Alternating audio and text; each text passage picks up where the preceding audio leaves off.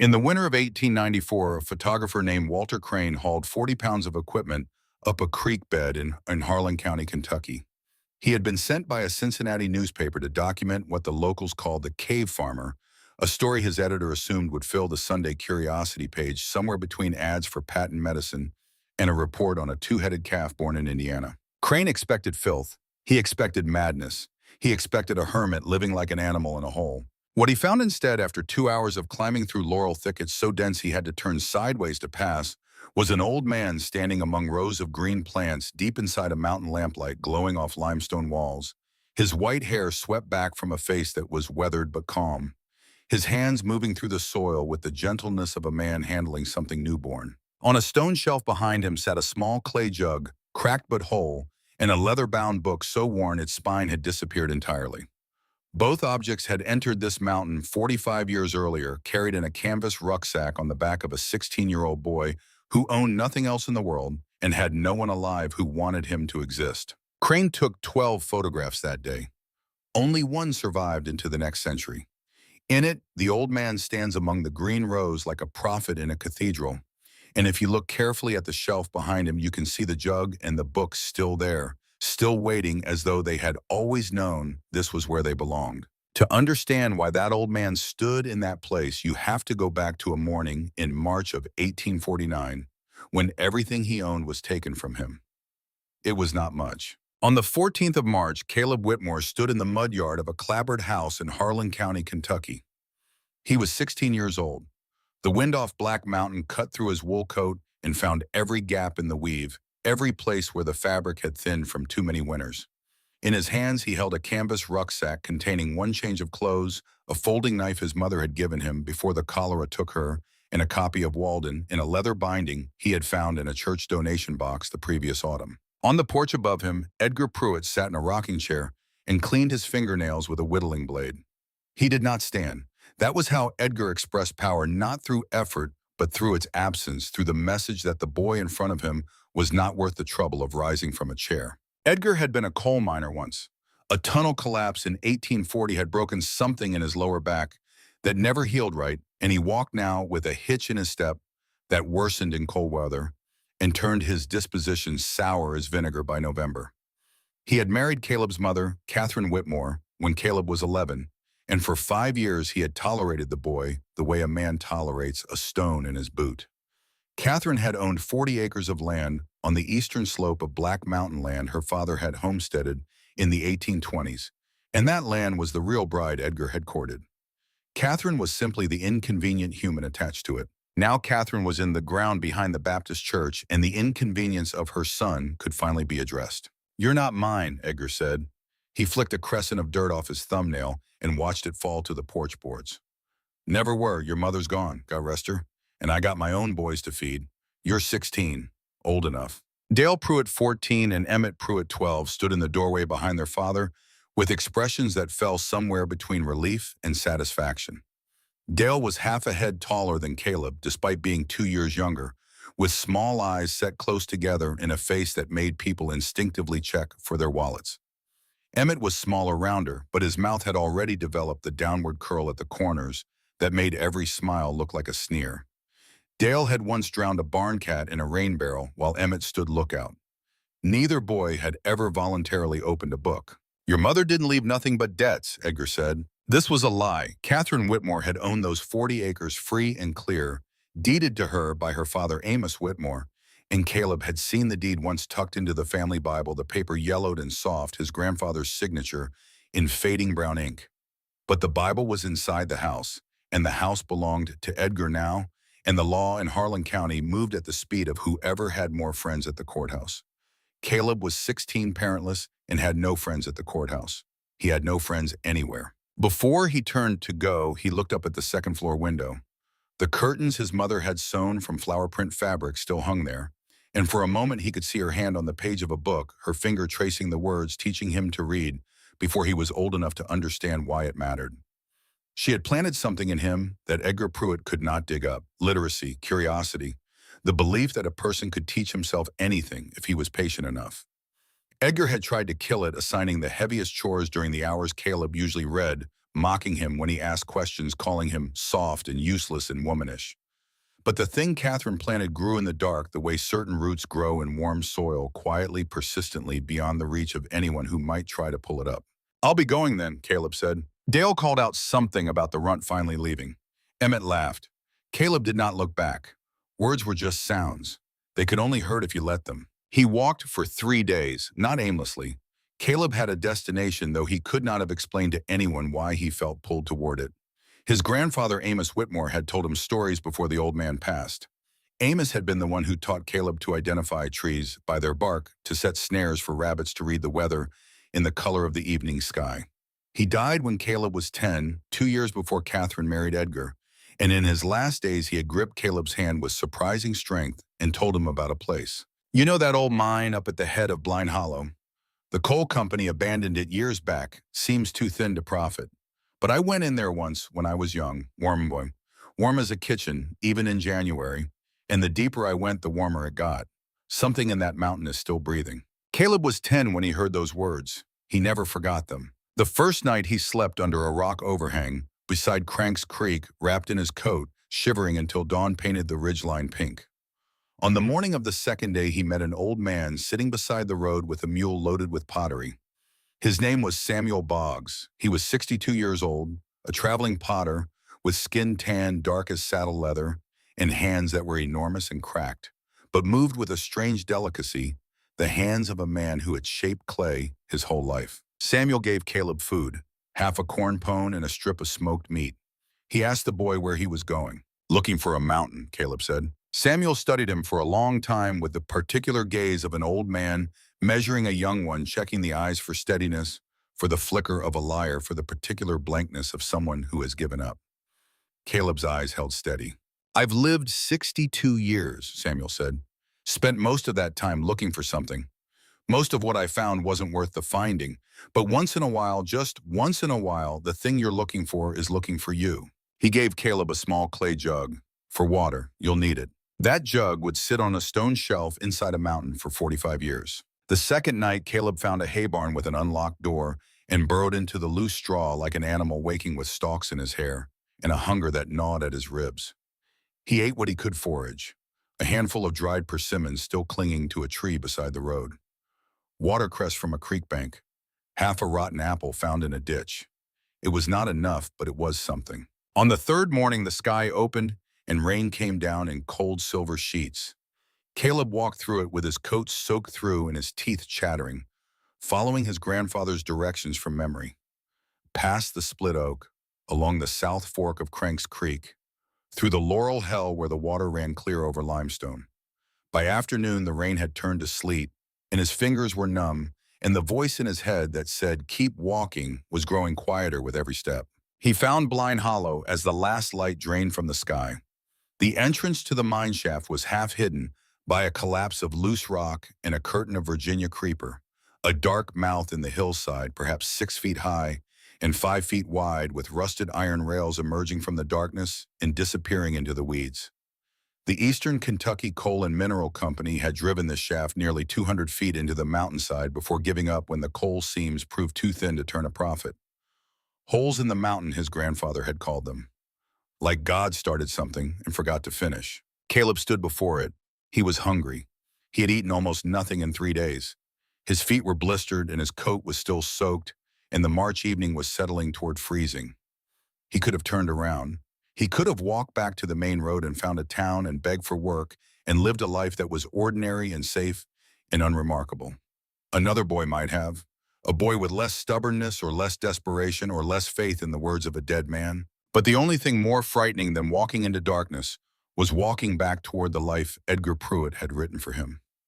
The life of nobody, nothing, never. He lit the stub of a tallow candle from his rucksack and stepped inside. The silence came first. Not the absence of sound exactly, but a different quality of quiet. The hush of enclosed stone, heavy and still, as though the mountain were holding its breath. His candle flame barely flickered. The air was cool near the entrance, perhaps 50 degrees, but within 30 steps it changed. A gentle warmth pressed against his face, soft as a hand laid on a cheek. By the time he had walked 100 feet into the shaft following the rusted rails, the temperature had risen to something remarkable. The air felt like a mild spring evening, 60 degrees, perhaps 65. Caleb pressed his palm against the stone wall. It was warm, not hot, not dramatic, but unmistakably warm, as though the rock itself had been sitting in sunlight all afternoon.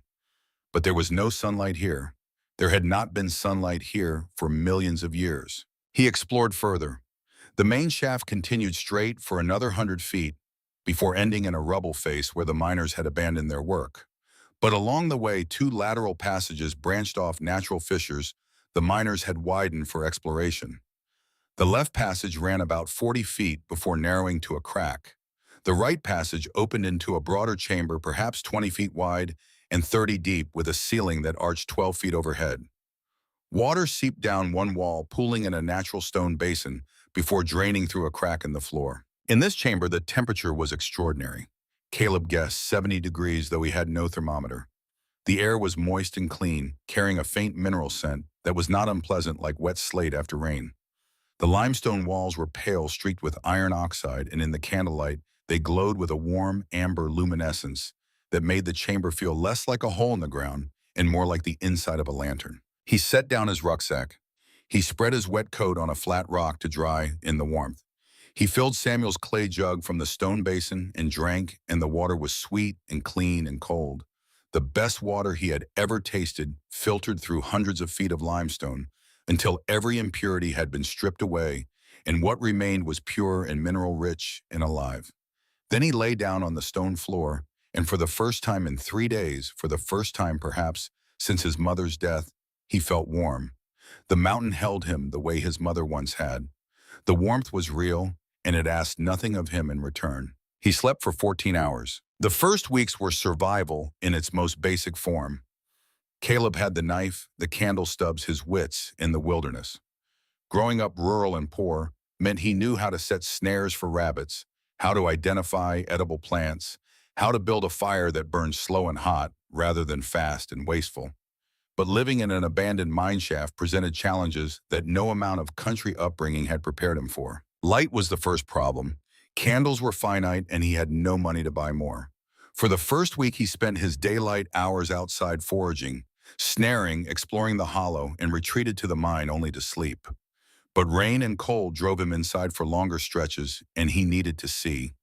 He solved this temporarily by making rushlights, peeled rushes dipped in whatever animal fat he could render from his snares.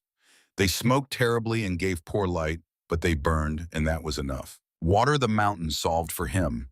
The seepage in the main chamber was constant and clean, filtered through hundreds of feet of limestone. He tested it cautiously, sipping small amounts over several days, and found it sweet and mineral-rich, better than any well water he had ever tasted. The natural basin held about 3 gallons at any time and refilled steadily.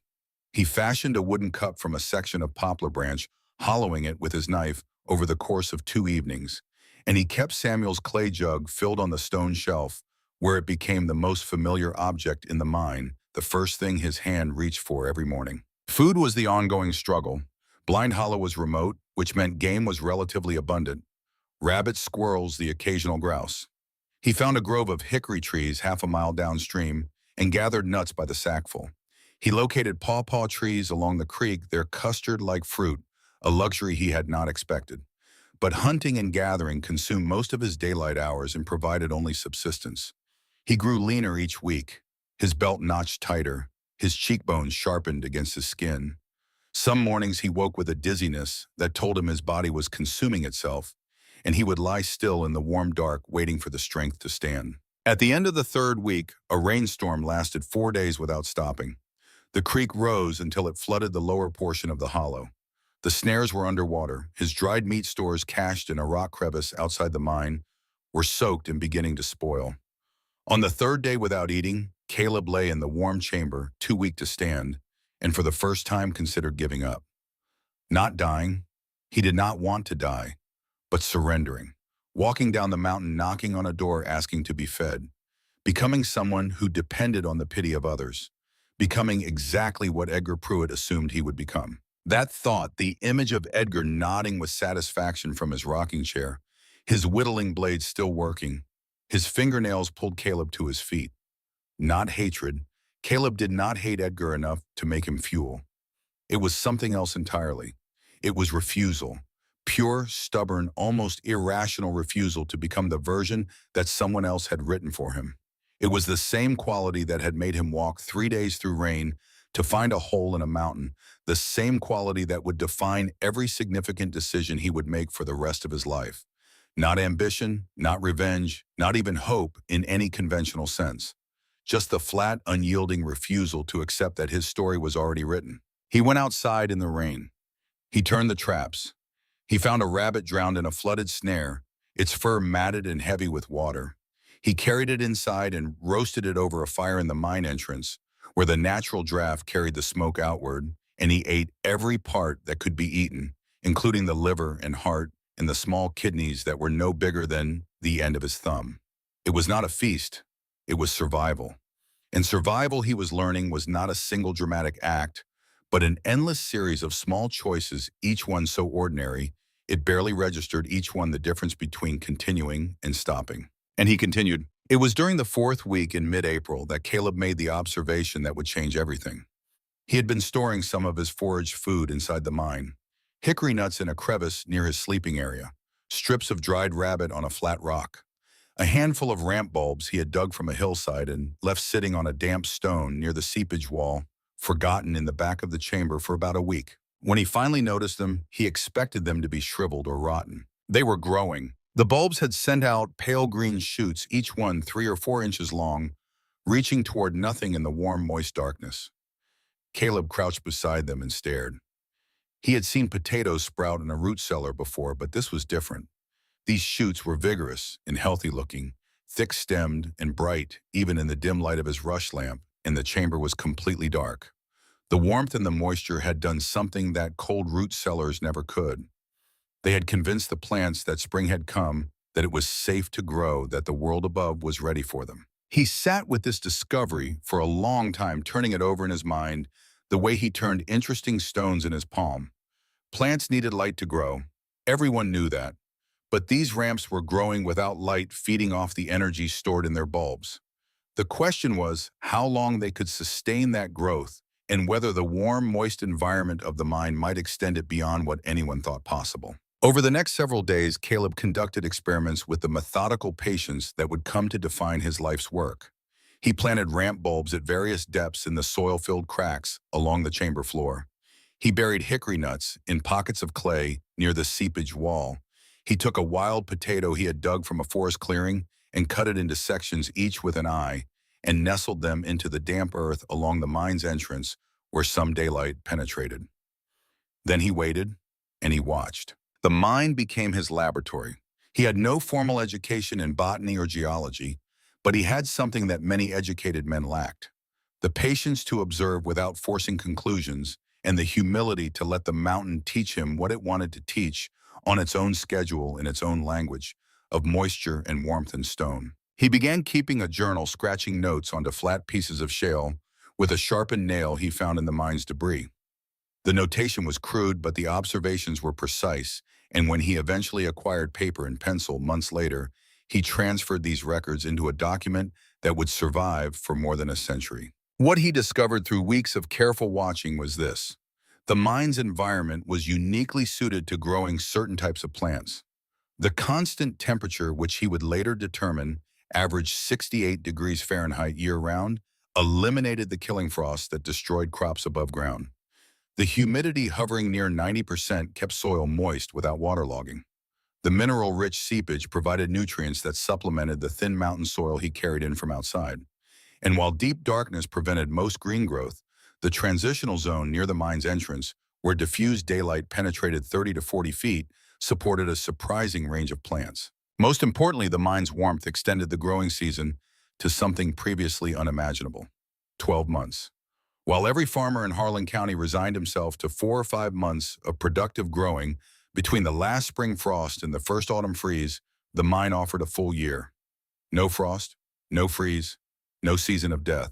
By June of 1849, Caleb had established what he called his first garden, a modest plot in the entrance zone of the mine where daylight was sufficient for leafy greens. He had carried bucket after bucket of forest soil from the hollow, mixing it with decomposed leaf litter and the calcium-rich clay from inside the mine. In this bed, no more than 8 feet long and 3 feet wide, he grew lettuce ramps and a species of shade-tolerant cress he had transplanted from the creek bank. It was not much, but it was food he had not hunted. Food that grew reliably, predictably. Food that was waiting for him when he came home rather than requiring hours of pursuit through the woods. For a 16-year-old living alone in an abandoned mine, it was a revolution. Through the summer, he expanded. He cleared the rubble from the mine entrance, widening it to allow more light penetration. He built a crude wooden frame, a cold frame in reverse, designed not to protect plants from cold, but to channel daylight deeper into the shaft. Using a piece of broken mirror he found at an old campsite downstream, he experimented with reflecting sunlight around corners and off the pale limestone walls. The results were imperfect but encouraging. By August, his growing zone extended nearly 50 feet into the mine, and he had added turnips, beets, and a variety of bean that seemed to tolerate the low-light conditions remarkably well. He was also beginning to understand the mine's thermal dynamics more fully. The warmth, he reasoned, came from the earth itself, the deep geology of Black Mountain conducting heat upward through the rock.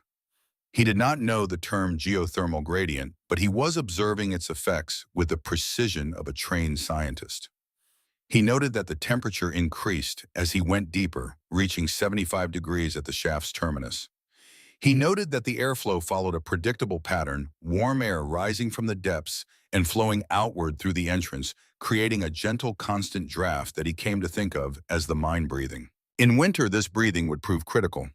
The warm air flowing outward would prevent freezing temperatures from penetrating more than a few feet past the entrance, creating a natural barrier between the cold world outside and the warm world within. The mine breathed, and in its breath was life. Word began to trickle into the scattered settlements of Harlan County that young Caleb Whitmore was living in an old mine shaft on Black Mountain like some kind of wild creature.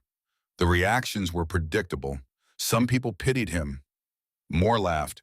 A few expressed genuine concern to the circuit preacher who hiked up to Blind Hollow one afternoon in July to check on the boy's welfare and perhaps his sanity. Reverend James Ashford found Caleb sitting on a flat rock outside the mine entrance, reading his battered copy of Walden in the afternoon light with a small fire burning and a rabbit roasting on a spit.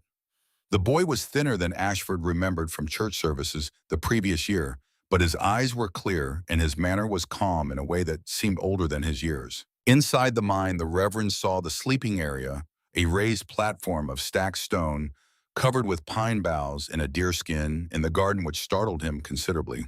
"You're growing vegetables in a mine." "Yes, sir. In the dark, not entirely dark. There's enough light near the front, and the temperature never drops below 65, even in the dead of winter. My grandfather told me about that." The Reverend studied the boy for a long moment with the measuring gaze of a man accustomed to reading souls rather than soil. But Ashford brought more than curiosity that afternoon. He brought a warning. Edgar Pruitt had been telling people that Caleb had run away from a loving home.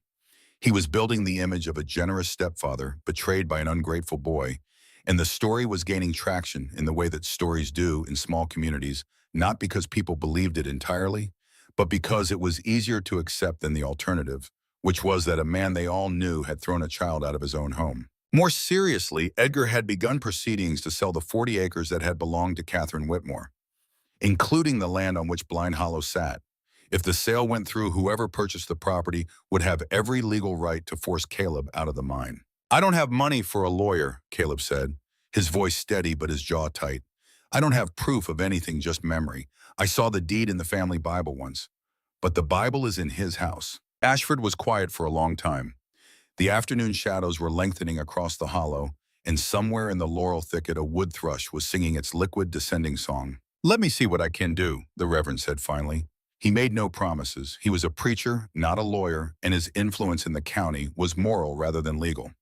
But he left Blind Hollow that day with a handful of the freshest lettuce he had tasted outside of summer and a conviction that the boy in the mine was something more than a runaway. He began stopping by every few weeks after that, bringing small gifts: a pouch of salt, a box of matches, a copy of a farming almanac that Caleb read cover to cover 3 times, absorbing information about crop rotation and soil chemistry and greenhouse techniques, the way dry ground absorbs rain. The threat of the land sale hung in the air like smoke from a fire you could not find. Everything Caleb was building, every improvement, every garden bed, every hour of labor he poured into the mountain could be erased by a signature on a piece of paper in a courthouse 40 miles away. But he kept building, because that was all he knew how to do. By October of 1849, Caleb had 7 months of preparation behind him and a deep bone-level understanding of what the mountain could and could not offer. He had stockpiled dried meat nuts and preserved greens. He had expanded his underground garden to include root vegetables stored in the deeper chambers, where the temperature held steady at 68 degrees, regardless of what the sky was doing. He had sealed the mine entrance with a wall of stacked logs and clay, leaving a door-sized opening covered with a heavy deerskin flap. The wall blocked wind and trapped the mine's warmth while still allowing the gentle outward airflow to continue, the mountain's breath passing through the gap at the top of the wall like air through slightly parted lips. When the first hard frost hit Harlan County on November 2nd, the hollows and ridges turned white, and the creeks began to ice at the edges. Above ground, temperatures plunged to 20 degrees, then 10, then below zero during a bitter cold snap in late December that killed livestock in barns and froze the water in wells and drove people to huddle around their stoves, burning everything that would burn. 2 elderly residents of the county died of exposure that winter. Farmers who had not stored enough lost their root vegetables to the deep freeze. Families who depended on hunting found the game scarce and the cold so severe that a man could not stay out for more than an hour before his fingers went numb and his thinking started to blur. Inside Caleb's mind, the main chamber held at 67 degrees. He recorded this with the careful precision that was becoming his hallmark. November 15th, outside temperature approximately 18 degrees Fahrenheit. Chamber temperature 67 degrees. Seepage continues. Lettuce growing well. December 29th, harshest cold yet. Estimated below zero outside. Chamber steady at 66 degrees. Turnips mature and sweet.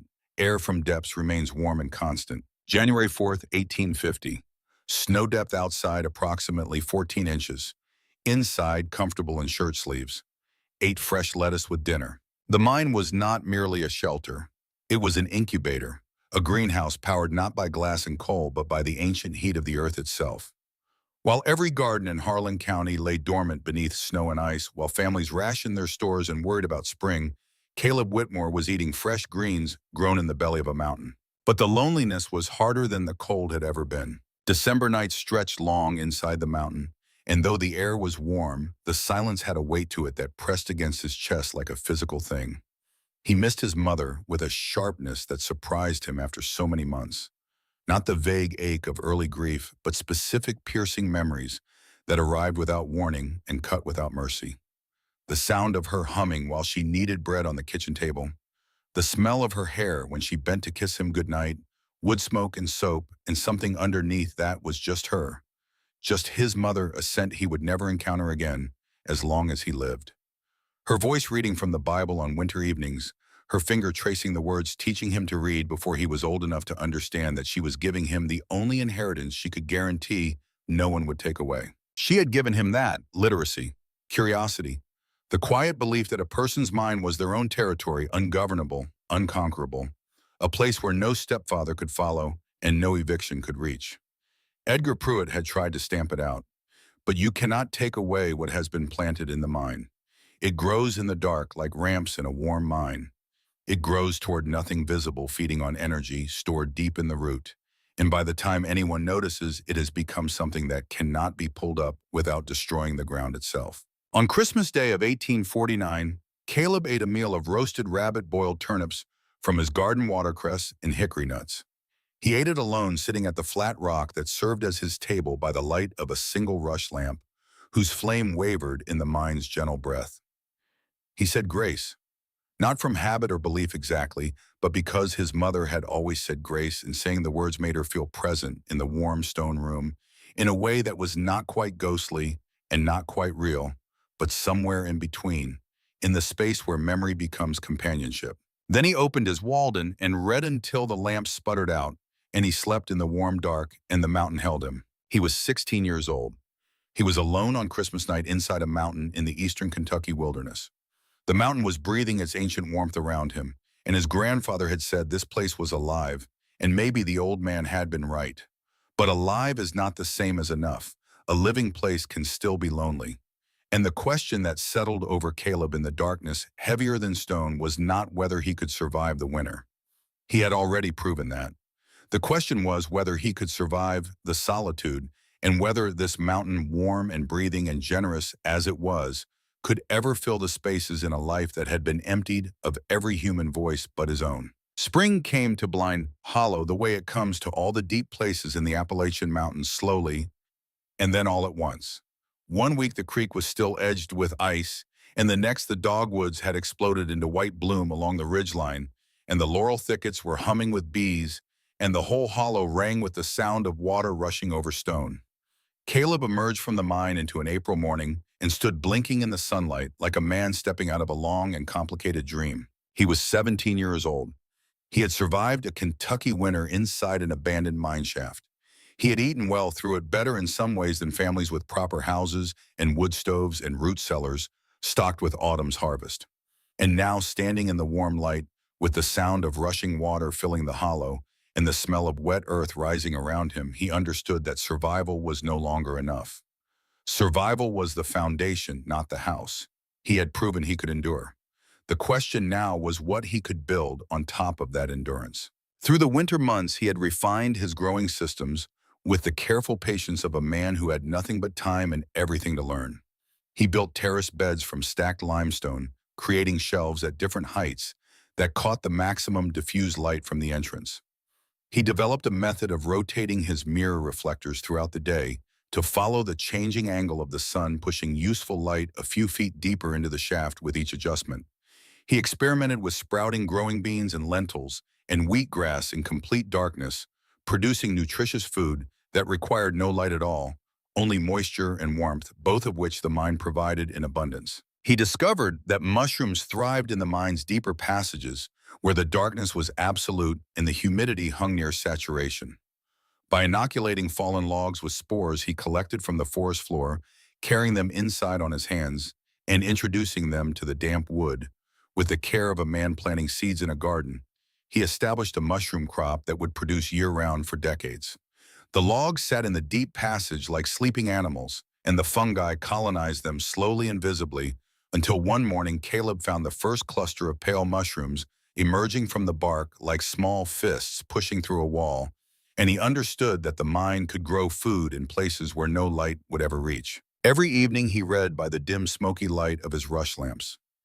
He had memorized most of Walden by now, and certain passages had become so familiar that they felt less like someone else's words and more like his own thoughts expressed with a precision he could not match.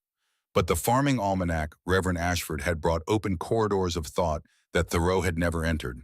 He read about crop rotation and the depletion of nitrogen from soil. He read about composting and the chemistry of decay, how dead things became the food for living things in an endless cycle that wasted nothing. He read about greenhouses in Europe, where wealthy men grew oranges under glass, and he sat in his warm stone chamber and marveled at the fact that his mine accomplished the same feat without a single pane. The mountain was the glass, the earth's own heat was the furnace, and the gardener was a boy who had been thrown away. He read about the thermal properties of stone and understood for the first time in the language of words, rather than the language of instinct, why his mountain was warm. The deep heat of the Earth's residual energy from the planet's formation and the decay of radioactive elements in the rock rose steadily upward through the fractured limestone. The rock conducted this heat into the walls that surrounded him, radiating it into the air with the patience and constancy of a thing that had been doing so for longer than any living creature had existed on the surface above. He was not living in a hole. He was living inside the body of the earth itself, and the earth was keeping him alive not as a favor or a miracle, but as a simple physical fact, as inevitable and impersonal as gravity. The warmth would continue whether Caleb was here or not. It had been here before him and would be here after him. He was simply the first person to notice what it could do and take it seriously. But noticing was not enough. The fundamental limitation of underground farming was light, and without solving that problem, Caleb would be forever confined to the entrance zone and to crops that grew in darkness. Everything else, every tomato and pepper and squash and fruit tree that his reading told him was possible required sunlight. And sunlight, by definition, did not exist inside a mountain. The idea came to him the way most of his ideas came, not as a sudden flash, but as a slow accumulation of observations that clicked together one morning like the pieces of a puzzle he had been assembling in his sleep. He had noticed that the mountain's surface was not far above certain passages, perhaps 15 or 20 feet, in places where the hillside sloped sharply. He had noticed that the pale limestone reflected light with surprising efficiency, bouncing it from surface to surface, the way a voice echoes in a canyon.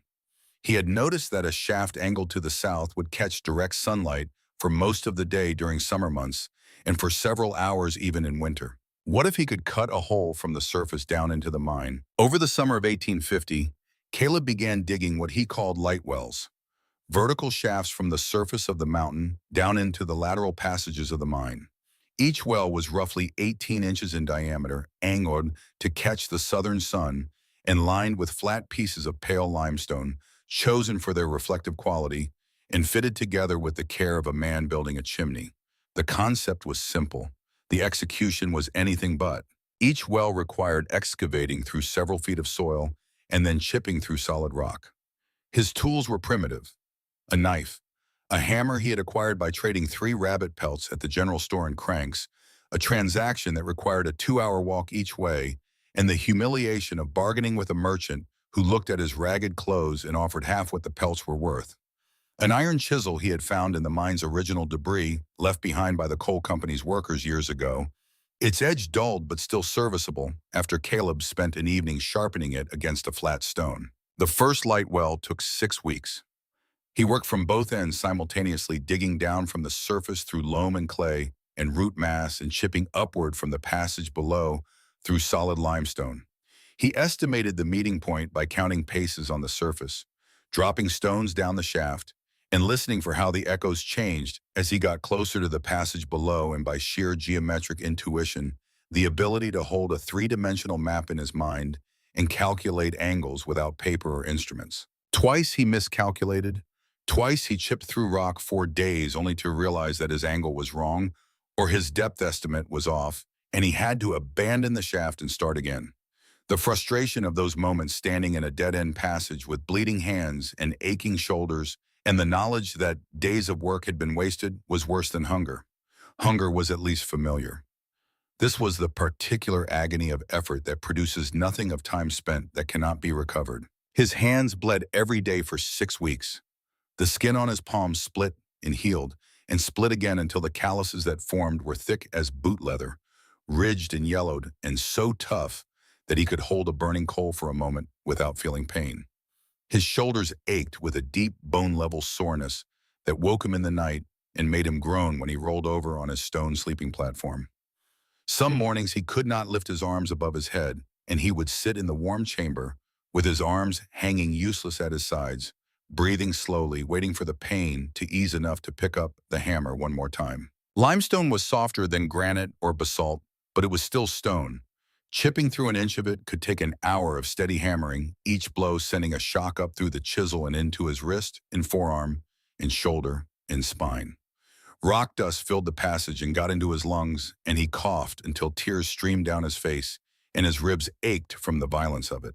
He wrapped a strip of cloth around his nose and mouth, but the dust was fine as flour and found its way through every layer. This was the kind of patience that only a man who has done real physical labor can fully understand. Not the flash of inspiration that movies celebrate, not the dramatic montage of effort compressed into minutes. This was the actual thing. The unremarkable, grinding, repetitive reality of making something with your hands, one strike at a time, one chip of stone at a time, day after day after day, with no audience and no guarantee that it would work and no reward except the knowledge that you did not stop. It was not glamorous. It was not exciting. It was the kind of work that breaks some men and makes others, and the only difference between the two is that one keeps picking up the hammer and the other does not. On August 10th of 1850, the first light well broke through into the left lateral passage. Caleb was standing below, chisel in hand, chipping upward at a face of limestone that had resisted him for 3 days, when a small shower of rock fragments fell around him, and a shaft of golden light lanced down through the dust and struck the floor of the passage like a spotlight on an empty stage. The beam was no wider than a dinner plate, where it hit the ground a circle of pure sunlight, warm and sharp-edged, illuminating a patch of stone that had not been touched by light in 300 million years. Since the limestone was sediment on a warm, shallow seafloor, since the mountain was nothing but a layer of muck waiting for geological forces that had not yet been invented to lift it toward the sky moon. Caleb stood in that passage with the light falling around him and felt something crack open in his chest that he had not known was sealed shut. It was not relief. It was not satisfaction. It was something larger and stranger, something that had no name in any language. He knew the feeling of a man who has forced the world to change its mind about what is possible. He laughed. The sound echoed off the stone walls and came back to him strange and unfamiliar, a sound he barely recognized as his own voice because he had not laughed in months. And the sound a person makes when something inside them breaks open with joy is different from any other sound they will ever make in their entire life. He built 3 more light wells over the following months, each one faster than the last as his technique improved and his muscles adapted and his ability to estimate angles and depths became more reliable. The combined effect transformed the mine's growing potential completely. Where before he had been limited to the entrance zone and the darkness, crops mushrooms and sprouts and tubers, feeding on stored energy, he now had pockets of direct sunlight deep inside the mountain. In these lit patches, he planted tomatoes and peppers and squash, warm season crops that the mine's stable temperature could support even in winter provided they had the light they needed for photosynthesis. The results were extraordinary. His first underground tomatoes ripened in December of 1850, deep red and bursting with juice and flavor, at a time when no tomato grew within 500 miles. He ate the first one sitting on a stone ledge in the main chamber, the juice running down his chin and dripping onto the stone floor. And he laughed again, and this time the sound was less strange because he was beginning to remember what it felt like to be happy. But while Caleb was building inside the mountain, the world outside was moving against him. In the spring of 1851, the threat that Reverend Ashford had warned about materialized in the form of a man named Silas Garrett. Garrett was a businessman from Middlesbrough who represented a group of investors interested in resurveying the mineral deposits on Black Mountain. He was about 45, dressed in a quality wool suit that looked out of place on a muddy trail in the Kentucky hills, soft-spoken but cold-eyed, with the particular stillness of a man who never wasted a gesture or a word. Edgar Pruitt had sold him Catherine's 40 acres, and Garrett had come to inspect his purchase. He arrived at Blind Hollow with 2 men and stood at the mine entrance and told Caleb in a voice that was polite and firm and completely devoid of human warmth that he had 30 days to vacate the property. Caleb stood in the entrance to the mine he had turned into a home. He was 18 years old, lean and hard, from 2 years of constant physical labor, his hands calloused beyond the point where they could be mistaken for anything but the hands of a working man. His dark eyes watched Garrett the way a man watches an approaching storm, not with fear, but with the calculation of someone deciding what needs to be moved to high ground. "This land belonged to my mother," he said, "before her to my grandfather." "I have a legal bill of sale," Garrett replied. "You have nothing." Garrett was not cruel in the way Edgar Pruitt was cruel. Edgar's cruelty came from exhaustion, from the curdled bitterness of a man who had been beaten by life and wanted to make sure everyone around him felt it too. Garrett was something different, and in some ways worse. His was the cruelty of efficiency, of ledger books and legal documents, and the absolute certainty that the world was a machine whose moving parts were dollars and acres and contracts, and that anything that could not be measured in those terms, a boy's labor, a grandfather's promise, the warmth of a mountain, simply did not exist. He did not hate Caleb. It would have been easier if he had. Hatred at least acknowledges the existence of the thing it hates. Garrett simply did not factor Caleb into his calculations. The boy was not a variable in his equation. He was a rounding error. 3 forces converged to save Blind Hollow, and each one extracted a different kind of price. The first was Reverend James Ashford, who had spent months quietly gathering sworn statements from elderly residents of the county who remembered the Whitmore family, who remembered old Amos homesteading that land in the 1820s, who remembered Catherine as a girl running through those woods decades before Edgar Pruitt ever set foot in Harlan County. Ashford brought these statements to Judge Harlan Crawford, a man known for his fairness, but also for his insistence on documentary evidence rather than oral testimony alone. The statements alone would not be enough, but they established a foundation. The second was Dr. Henry Langford, a geologist from the University of Virginia, who arrived at Blind Hollow in April of 1851, having heard reports about the underground garden from colleagues who had picked up rumors during geological surveys of the Cumberland Plateau. Langford was in his 40s, bearded, energetic, with a particular brightness of eye that belongs to men who find the physical world endlessly fascinating. He hiked up the creek bed on a cool spring morning and found Caleb outside the mine entrance, transplanting seedlings into wooden flats he had built from salvaged timber. "You're the cave farmer?" Langford asked. Caleb looked up. "I farm in a mine, not a cave. There's a difference." The distinction impressed the geologist immediately. A cave was a natural formation.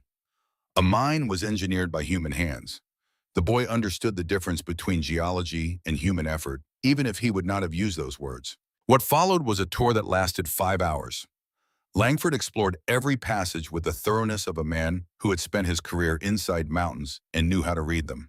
He tested the temperature at multiple points with his mercury thermometer, confirming 68 degrees in the main chamber and 72 in the deeper passages. He tasted the water from the seepage basin and immediately identified the high mineral content. He examined the light wells with something approaching reverence, standing beneath each one and looking up at the shaft of sunlight descending through stone, understanding both the engineering challenge they represented and the elegance of their solution. He was particularly astonished by the mushroom logs, which were producing fat, healthy shiitakes in quantities that would have been impressive in a purpose-built mushroom house, let alone an abandoned mine. "Do you know what you've built here?" Langford asked.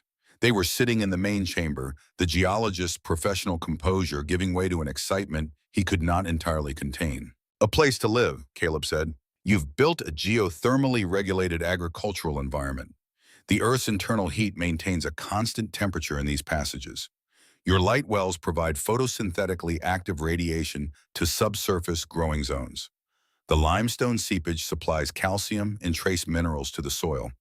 You have essentially created a year-round greenhouse powered by the planet itself. There is nothing like this anywhere in the eastern United States." Caleb considered this for a moment. "I just noticed it was warm and wet, and plants liked it." Langford laughed with the delight of a man who has been surprised by the world's ingenuity. That is how most great discoveries begin. Someone notices something and takes it seriously. Before he left, Langford gave Caleb 2 gifts: a proper journal with a leather cover and blank pages, the first real writing surface Caleb had owned since the night he was cast out, and a standing offer to correspond by mail. He also wrote letters to colleagues and to the university describing Blind Hollow's scientific significance, letters that would make the site harder to destroy without attracting unwanted attention from the academic community. But the third force that saved Blind Hollow was the most complicated, and it cost Caleb something he could measure. He traveled down to the town of Harlan to find evidence that might save his claim. What he found instead was Emmett Pruitt. Edgar's younger son was 16 now, and the boy who had stood in the doorway laughing while Caleb was thrown out had become something diminished and bitter. Emmett drank heavily, starting most mornings with corn whiskey and maintaining a steady level of intoxication that blurred the edges of a life he clearly found unbearable. His father had turned the same indifferent cruelty on his own sons that he had once directed at Caleb and Emmett, who lacked the inner resources that had allowed Caleb to survive. It was crumbling under the weight. Emmett knew a secret. He had watched his father burn the original deed from the family Bible, the one document that proved Catherine Whitmore's ownership of the 40 acres. But before burning it, Edgar had signed a transfer document putting the land in his own name, and that transfer under Kentucky law required the signature of Caleb as the legal minor heir. Without that signature, every subsequent transaction was void. Edgar had sold something he did not legally own, and Garrett had bought something that was never Edgar's to sell. But Emmett did not offer this information as a gift. He wanted $20. It was a fortune to Caleb. And he wanted something else too. He wanted Caleb to promise never to come looking for him again. "I'm not helping you because I like you," Emmett said. His eyes were red-rimmed and his breath smelled of whiskey at 10 in the morning. I'm helping because I need money and I want you gone from my life. You remind me of her. Her was Catherine, the woman who had been kind to Emmett for 5 years, the only person who had treated the boy with gentleness in a house that ran on cruelty, and the memory of that kindness was apparently more painful to Emmett than the cruelty itself, because kindness from someone who dies becomes a wound that never closes. Caleb looked at Emmett and saw something terrible. He saw the version of himself that would have existed if he had never found the mine, if he had stayed in Harlan County, if he had taken work as a laborer, if he had let the world Edgar Pruitt built close around him like a fist. Emmett was what happened when the thing Catherine planted in a child's mind was pulled up before it could root. He was the absence of the mountain. Caleb did not have $20. To get it, he sold nearly his entire store of cultivated ginseng, months of patient work in the deepest chambers of the mine roots he had tended and harvested and dried with the same care he gave to everything he touched. The ginseng was his most valuable crop, the foundation of whatever economic future he was building. Selling it to buy information that should have been his by birthright was a price that went beyond money. It was the sacrifice of time itself, of months of his life, converted into labor, converted into roots, converted into cash handed over to a boy who would spend it on whiskey before the week was out. But he paid it, because some prices are too high not to pay, and losing the mine would cost infinitely more. Judge Crawford presented with Emmett's sworn testimony about the forged transfer, Ashford's collection of community statements, and Langford's letter attesting to the site's scientific and agricultural significance declared Edgar's land sale void. The ruling was straightforward. Edgar had never legally owned the land. He could not sell what he did not have. The 40 acres reverted to Caleb Whitmore as sole surviving heir. Caleb stood in the courthouse holding a piece of paper that said the land was his. It was the first official document with his name on it that was not a record of loss, not a death certificate for his mother, not an absence from a school he no longer attended. This paper said he owned something, that he existed in the eyes of the law, that the ground under his feet was his ground and no one could take it. But Garrett did not disappear quietly. As he left the courthouse, he paused in the doorway and looked at Caleb with the flat and appraising gaze of a man who files information the way other men file tools, keeping everything sharp and accessible for future use. That land will be worth something, Garrett said. Maybe not today, but coal doesn't vanish and neither do mining companies. I'll remember this place. The words followed Caleb back up the mountain like a stone dropped into his pocket. Small, constant, never quite forgotten. The analysis from Dr. Langford arrived months later in a letter that Caleb read and reread until the paper grew soft along the creases. The mine sat atop a geological formation that channeled geothermal heat from deep underground upward through a network of natural fissures in the limestone.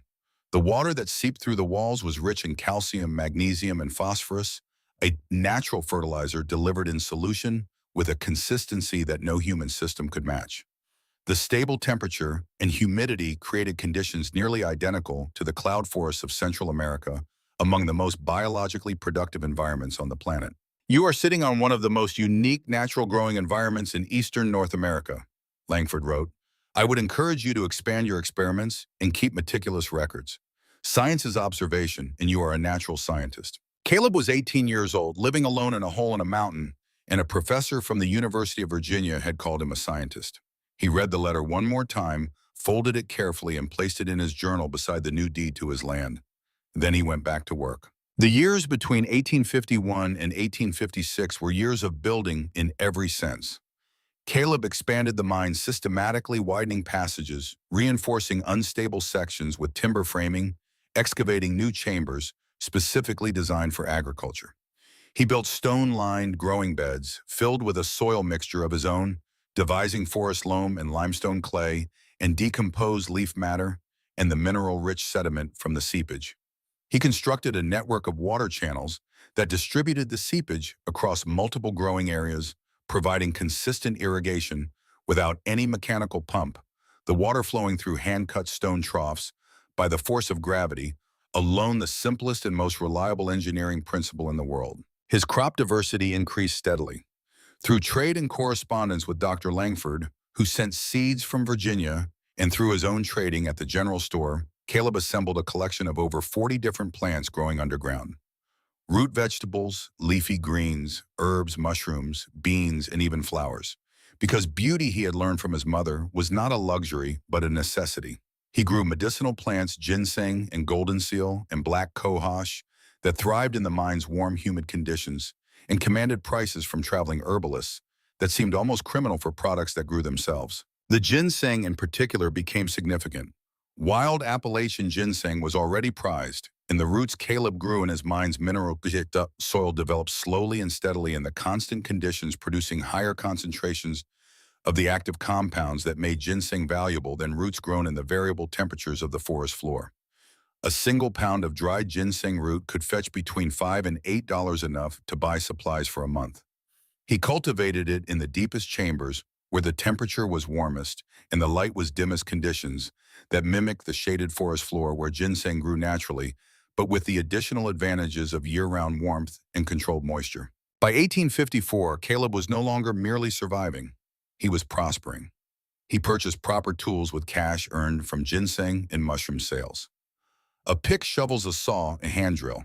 He bought fabric and sewing supplies, teaching himself to mend and eventually make clothing from patterns in a catalog Reverend Ashford brought him. He subscribed to the American Agriculturist, a scientific journal that arrived monthly at the general store, and he read each issue with the appetite of a man who had been starving for knowledge his entire life. He improved his living quarters until the main chamber was a proper room. Stone walls chinked with clay, a raised sleeping platform with a straw mattress, shelves for his growing library of books. A table and chair he built from cherry wood, cutting the tree himself and seasoning the wood over months before shaping it with hand tools into furniture so carefully made that it would last for generations. An oil lamp that cast warm, steady light across surfaces that had known only darkness since the stone was formed. He met Eliza Hartman in the autumn of 1856, and nothing was the same after that. She was 23, the daughter of German immigrants who had settled in a small community near Middlesbrough.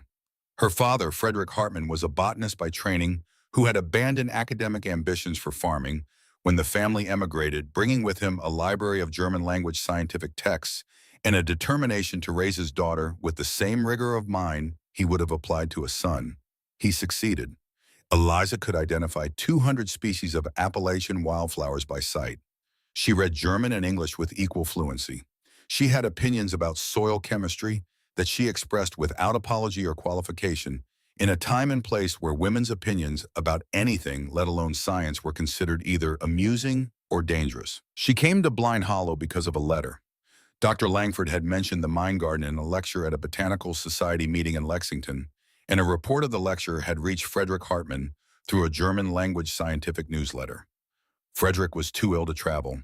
His lungs were failing, worn down by years of dusty farm work. But Eliza was not ill, and she was not the kind of person who waited for someone else to do what she could do herself. Caleb was working in his second light well garden, transplanting tomato seedlings into a bed of enriched soil, when he heard footsteps in the main passage. He set down the seedling and walked toward the sound. He emerged into the main chamber to find a young woman standing there, her traveling dress dusty from the trail, her brown hair pinned under a practical bonnet, examining his mushroom logs with an expression of intense professional interest. "Your inoculation technique is very good," she said without looking up and without introducing herself. "But you're spacing the plugs too far apart. You'd get better colonization at 3 inches rather than 5. Caleb blinked. In 2 years of giving tours to visitors, no one had ever walked into his mine and immediately offered to improve his mushroom cultivation. "I'm Eliza Hartman," she said, turning to face him. Her eyes were hazel, direct, and completely unintimidated by the fact that she was standing inside a mountain talking to a man she had never met. "Dr. Langford mentioned your work in a lecture. I had to see it for myself." The tour she demanded was more thorough than any Caleb had given. She tested soil between her fingers, rubbing it and smelling it and tasting a grain of it on her tongue. She sipped the seepage water and identified minerals by their flavor. She examined root systems with a magnifying glass she carried in her bag and asked questions Caleb had never been asked before. Questions about mycorrhizal networks, about the pH of limestone, derived soil, about differential growth rates between the light well zones and the entrance garden. Half the terms she used were new to him. He found himself taking notes during his own tour. She stayed 3 days, sleeping in a camp she set up outside the mine entrance because propriety demanded distance, even in the wilderness. During the days they worked side by side in the underground gardens, and Caleb experienced something he had not realized he was missing in all his years alone. The presence of a mind that matched his own. Not someone who admired what he had built, though she did, but someone who understood the principles behind it and could see possibilities he had not imagined. "You need to try grafting," she told him on the second day. They were standing outside the mine examining a wild apple tree that grew near the entrance. "If you establish dwarf fruit trees in the entrance zone, the stable temperature would let you produce fruit year-round. In Germany, my father grew peaches in a heated greenhouse. Your mine is better than any greenhouse I have ever heard of." When she left, she promised to return. Caleb watched her ride down the hollow on a borrowed mule, and when she disappeared around the bend in the laurel thicket, he turned back to the mine, and the silence settled around him like a coat that no longer fit properly. It was the same silence that had surrounded him for years, the familiar hush of the mountain, but now it had a shape to it, the shape of an absence, the outline of a person who had been there and was no longer. She came back in November bringing her father's grafting tools and a collection of cuttings from fruit trees wrapped in damp burlap to keep them alive during the journey. They spent a week together grafting apple and pear varieties onto rootstock that Eliza had selected for shade tolerance. She also brought seeds varieties of kale and chard and lettuce that German market gardeners used in cold frames perfectly suited for the mine's conditions. She returned again in January of 1857, and by then the pretense of botanical interest had worn thin enough that both of them could see through it. "I've never met a man who listened to plants the way you do," Eliza said. They were sitting in the main chamber, the oil lamp casting amber light across their faces, the mine breathing its warm breath around them, and the water seeping softly down the limestone walls in a sound that was like rainfall, but steadier, more patient, more permanent. "Most men listen to other men," she said. "You listen to the mountain." "The mountain has better things to say," Caleb replied. She laughed. The sound rang off the limestone walls and filled the chamber and echoed down the passages and found its way into corners and crevices that had never held any sound but the drip of water and the silence of stone, and it filled spaces that Caleb had not known were empty until the sound entered them and showed him their shape. They married in April of 1857 in a ceremony conducted by Reverend Ashford at the entrance to the mine, with dogwood blossoms falling around them like snow made of flowers and the warm exhalation of the mountain at their backs. The ceremony was small. Eliza's mother came from Middlesbrough along with her younger brother Hans and two neighbor women. From Caleb's side, there was no one but Ashford, which might have been sad, except that Caleb did not experience it that way. The mountain was there, and the hollow was there, and the garden was there, and now Eliza was there, and that was family enough. Their first child, Amos Whitmore II, was born in February of 1860 in the warmest room in Harlan County. The chamber held at a steady 68 degrees, while a blizzard raged above the mountain, piling snow on the ridgeline and driving the temperature outside to single digits. Eliza was attended by a midwife from Middlesbrough who had made the journey in advance, and Caleb waited in the main passage with his hands shaking not from cold, but from the terrified joy of becoming a father. When the midwife placed the infant in his arms, Caleb looked down at the small red face and thought of his mother and his grandfather in the chain of stubbornness and love that had brought him to this moment. The boy had been born underground in a chamber that the earth itself kept warm, in a place that should not have supported life, but did because one person had been stubborn enough to look at darkness and see possibility. The Civil War came to Kentucky in 1861 with a particular cruelty that the mountains made worse. Harlan County divided against itself Union sympathizers in the hollows and Confederate leaners in the towns, and the violence was personal in a way that grand battles between armies were not. These were men who had known each other for years, who had traded goods and attended each other's weddings and buried each other's dead, now shooting at each other across creek beds and burning each other's barns. Caleb did not fight.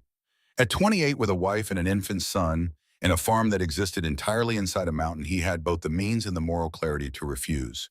The war was about slavery and states' rights and the fate of the nation.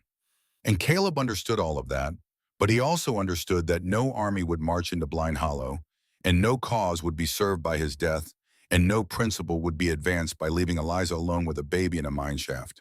Blind Hollow's remoteness was his protection. No recruiting sergeant found the hidden entrance. No foraging parties stumbled upon the garden. But the war touched them in other ways. Food prices soared. Salt became nearly impossible to obtain. The trade routes that connected Caleb to his ginseng buyers and seed suppliers were severed by the conflict. One night in the winter of 1862, the war came closer than it ever had. Four deserters, men who had abandoned whichever army they had been forced into and were now simply trying to survive, found their way into Blind Hollow by following the faint trace of cook-fire smoke through the frozen darkness. They arrived at the mine entrance after nightfall, armed with rifles and driven by a hunger that had scraped away everything civilized and left only the raw animal need for food. Four men with guns facing a farmer with a knife and a family behind him. Before Caleb could react, before the calculation of threat and response could complete itself in his mind, Eliza stepped out from behind him. She held their son Amos on one hip, the boy sleeping with his face pressed against her neck, and she looked at the four armed men with an expression that contained no fear, only a steady assessment that seemed to take each man's measure in a single glance. "You're hungry," she said. "Come inside. I have hot soup." It was not bravery in any conventional sense. Eliza was not the kind of person who courted danger or romanticized risk. She was practical to her core, and her practicality told her something that Caleb's protective instincts had not yet calculated. Before a hungry man is a dangerous man, he is simply a hungry man. Feed him first. Everything else follows from a full stomach in a warm room. Caleb cooked. Turnip soup from the garden. Mushrooms roasted on flat stones. Fresh lettuce impossibly green and tender for a December evening. Ginseng tea hot and bitter and restorative. The four soldiers sat in the warmth of the mine, 67 degrees, while the world outside was frozen solid, and ate fresh vegetables they had not tasted in months. And something in them that had been wound tight, the coil of desperation and violence that keeps a man moving when all his reasons for moving have been destroyed, began to loosen. Not all at once, not completely, but enough. They stayed 2 nights sleeping in the entrance passage. They spoke little, and what they said was not about the war, but about home, about wives they missed, about children they might never see, about the particular shade of green that the hills of eastern Kentucky turned in May. On the morning of the third day they left, they took nothing but the food Caleb gave them. One of them, a gaunt man named Thomas Weaver, whose eyes held the particular emptiness of a person who has seen things that cannot be unseen, stopped at the entrance and looked back. "I'd forgotten what fresh greens smelled like," he said. "Thank you for reminding me that the world can still grow something." Caleb said nothing. He watched them walk down the hollow and disappear into the laurel thicket, 4 men with rifles walking single file through the frost, like a line of ghosts being reabsorbed into the landscape that had produced them. Throughout the war years, Caleb and Eliza quietly fed their community. Every morning before dawn, Caleb carried bundles of produce to the head of the trail, where Blind Hollow met the main creek road. Greens, mushrooms, root vegetables, dried herbs, jars of preserved beets, and pickled beans.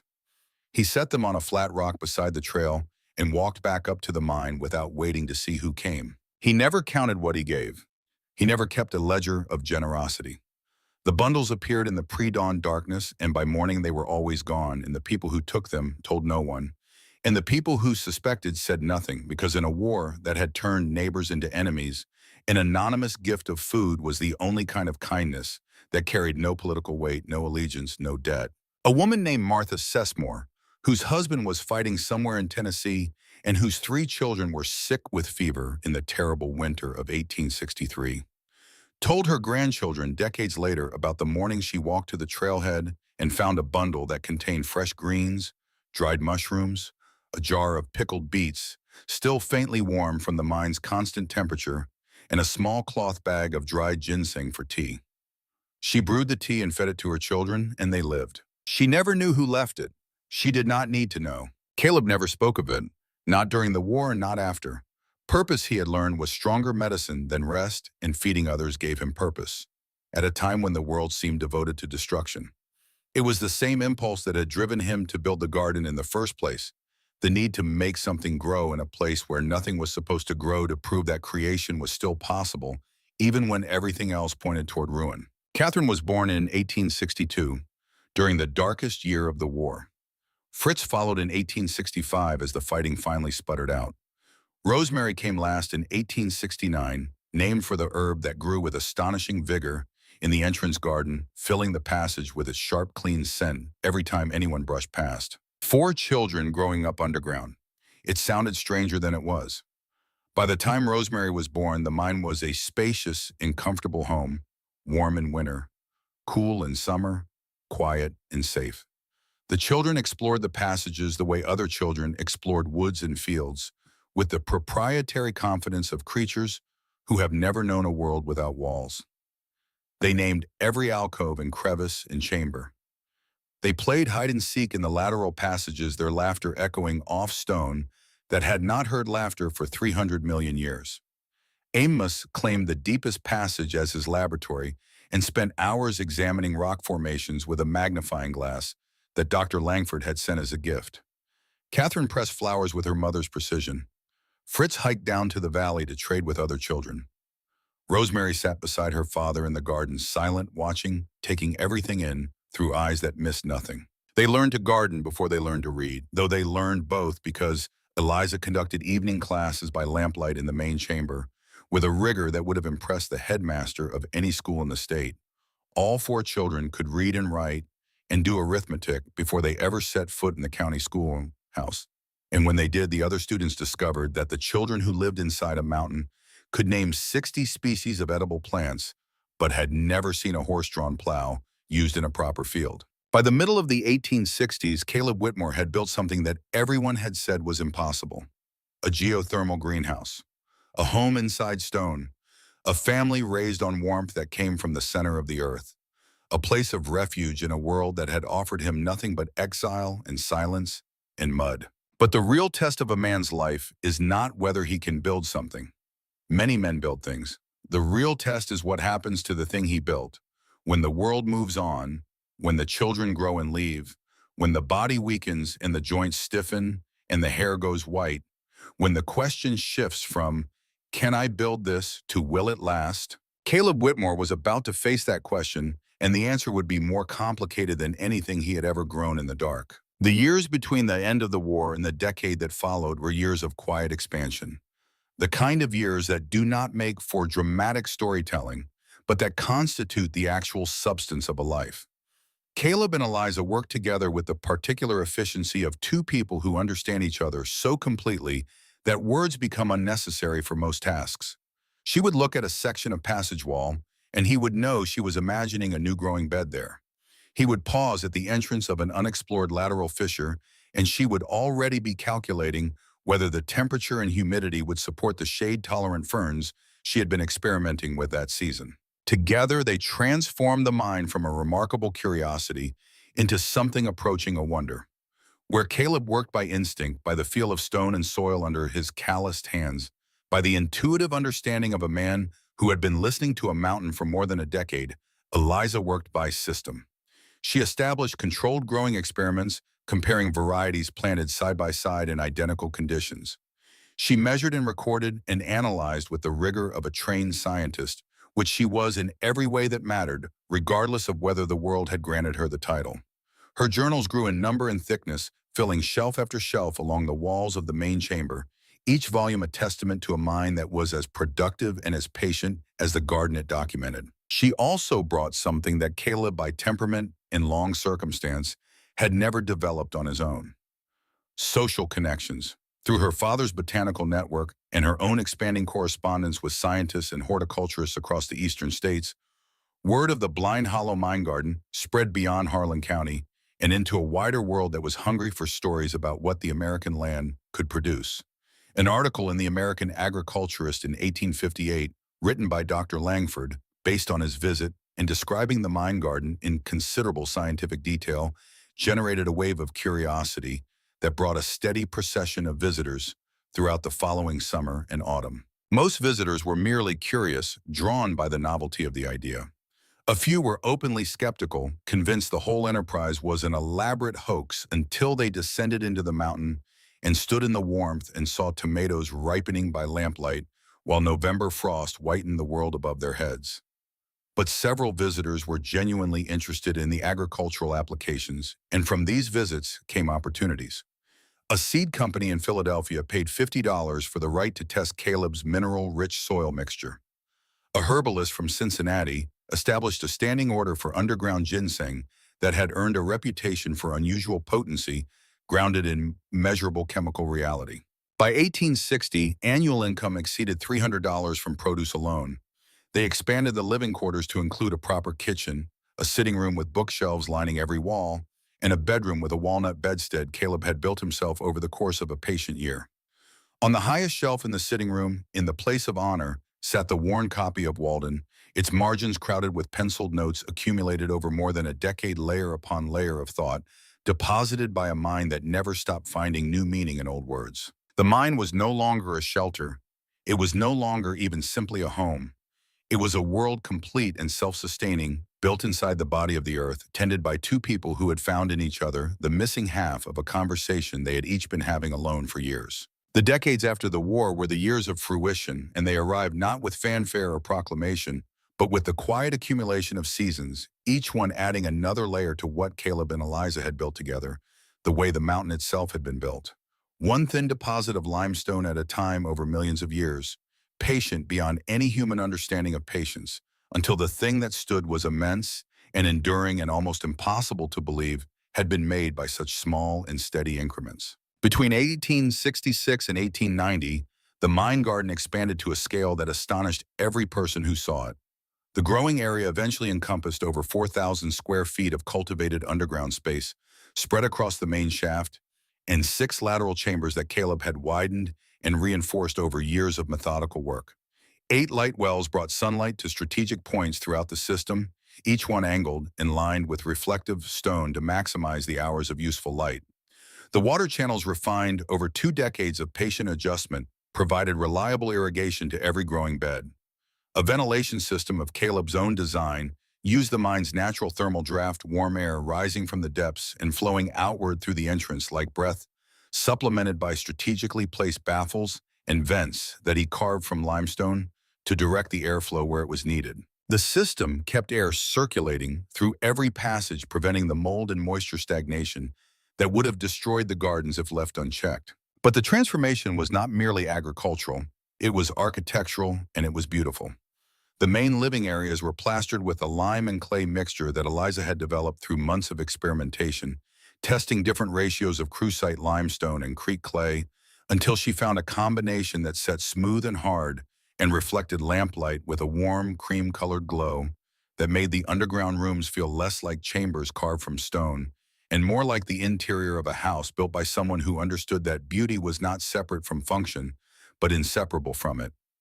Stone archways framed the transitions between rooms. Wooden doors hung on iron hinges that Caleb had forged himself after teaching himself blacksmithing from a manual Eliza ordered from a bookshop in Louisville, a process that involved ruining a great deal of iron before he produced anything usable. The floors in the living quarters were laid with flat limestone flags fitted together with the precision of a man who had been working with stone for 15 years and had developed an intuition for how it wanted to be arranged. The kitchen was Eliza's domain and her masterpiece. A stone hearth with a proper chimney vented through one of the abandoned light well shafts allowed for real cooking rather than the makeshift fires Caleb had used in his bachelor years. The cast-iron Dutch oven she had brought from her family's homestead sat in a place of honor blackened by years of use and seasoned by 10,000 meals. In a deeper alcove where the temperature climbed to 72 degrees, she kept fermenting crocks of sauerkraut and a variety of kimchi she had learned to make from a Korean railroad worker who passed through Middlesbrough and stayed long enough to trade recipes with a German immigrant's daughter who was curious about everything. Vinegar mothers floated in ceramic jars, converting apple cider from their own underground orchard into vinegar with a sharp, clean flavor that Eliza used in everything from salad dressings to medicinal tonics. The smell of that kitchen, warm bread rising in the Dutch oven, fermenting vegetables releasing their sharp, funky perfume, dried rosemary and lavender hanging from the ceiling beams, the mineral undertone of damp stone and the clean earth smell of the gardens just through the archway. It became the defining scent of the Whitmore home, so deeply embedded in the memories of the children who grew up there that decades later, thousands of miles away, the smell of bread baking or sauerkraut fermenting could stop them in the middle of whatever they were doing and transport them back to a stone room inside a mountain where their mother hummed while she cooked and their father's hands smelled like soil. Caleb grew over 60 varieties of plants. The underground orchard, 7 dwarf fruit trees grafted onto shade-tolerant rootstock by Eliza's method produce apples and pears and sour cherries in quantities that would have embarrassed many surface orchards with 10 times the acreage. The mushroom cultivation had expanded to 6 different species grown on inoculated logs stacked in the deepest chambers, where the darkness was total and the humidity was absolute and the temperature never varied by more than a degree from one year to the next. His ginseng operation generated several $100s annually, the roots growing slowly and steadily in conditions so consistent that they developed concentrations of ginsenosides that buyers and herbalists could distinguish by quality from any wild harvested root in the region. But it was the winter produce that elevated Caleb from local curiosity to regional legend. In an era before refrigerated railroad cars, before year-round shipping, up from the farms of California and Florida, fresh vegetables in a Kentucky winter were not merely rare. They did not exist. The concept itself was a contradiction, like dry water or cold fire. You could not have fresh lettuce in January in Harlan County. It was impossible. Except that Caleb Whitmore had it, and by the 1870s he was selling it. Fresh greens and herbs and mushrooms supplied to 3 general stores, 2 hotels in Middlesboro, and a growing list of private customers who sent boys up the mountain with cash and received in return baskets of produce that should not have been possible.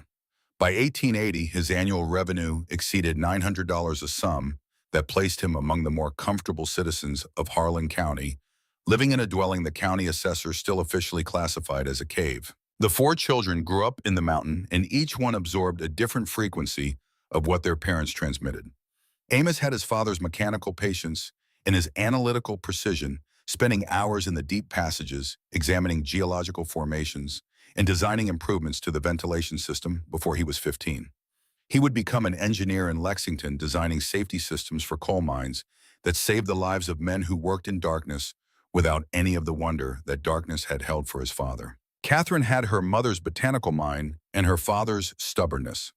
She cataloged plants with the same precision Eliza applied to her journals, and she would attend Berea College and become one of the first women in Kentucky to earn a degree in natural science, carrying her mother's rigor into rooms where women were not expected and were not always welcome. Fritz was the trader, the talker, the one who loved the valley below as much as the mountain above. His mushroom cultivation business in Tennessee would operate for 40 years, taking the techniques his father had pioneered and scaling them with an entrepreneurial energy that Caleb admired but did not share. Rosemary was the keeper of the story, the youngest, the quietest, the one who sat beside her father in the garden and watched everything and said little. She became a school teacher who brought her students to the mine every spring and taught them about geothermal heat and underground agriculture and the refusal of a 16-year-old boy to accept the future someone else had written for him. None of them were mocked for where they came from. None of them were cast out.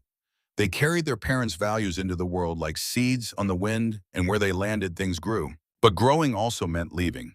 And the leaving was the hardest thing Caleb had ever faced, harder than the cold of his first winter. Harder than the hunger of those early weeks, harder than the 6 weeks of bleeding hands it took to cut the first light well through solid stone.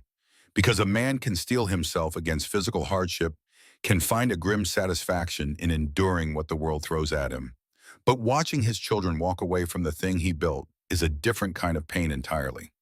It is the pain of relevance fading, the pain of wondering whether the work of a lifetime will matter to anyone after the lifetime is over. It began with Amos in the autumn of 1878.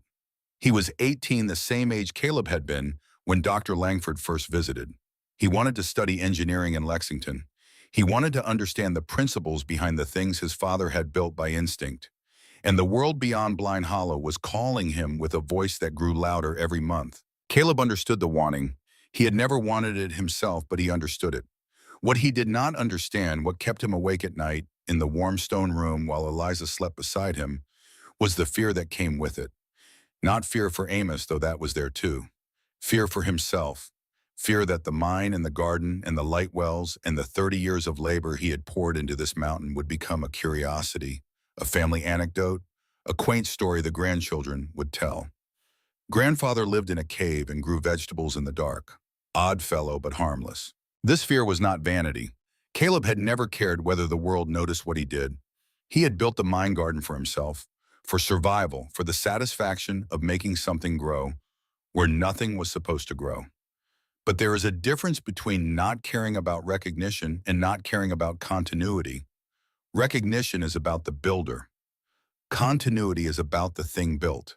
And Caleb loved the mine the way a man loves something he has given his life to, not as property, but as purpose.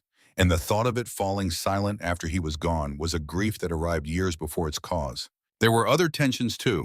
In the winter of 1878, Eliza told Caleb she wanted to publish her botanical journals. 7 volumes, 20 years of meticulous records, growth rates and soil compositions, and seasonal variations documented with a precision that no other researcher in Appalachia had matched. She wanted the work recognized as science published under her name, acknowledged by the academic community that her father had once belonged to before poverty and immigration had closed that door. Caleb supported her without hesitation, but he did not fully grasp why it mattered to her, and his failure to grasp it became a wound between them that was all the more painful for being unintentional. He had built everything he had without anyone's recognition. The mountain did not care who got credit.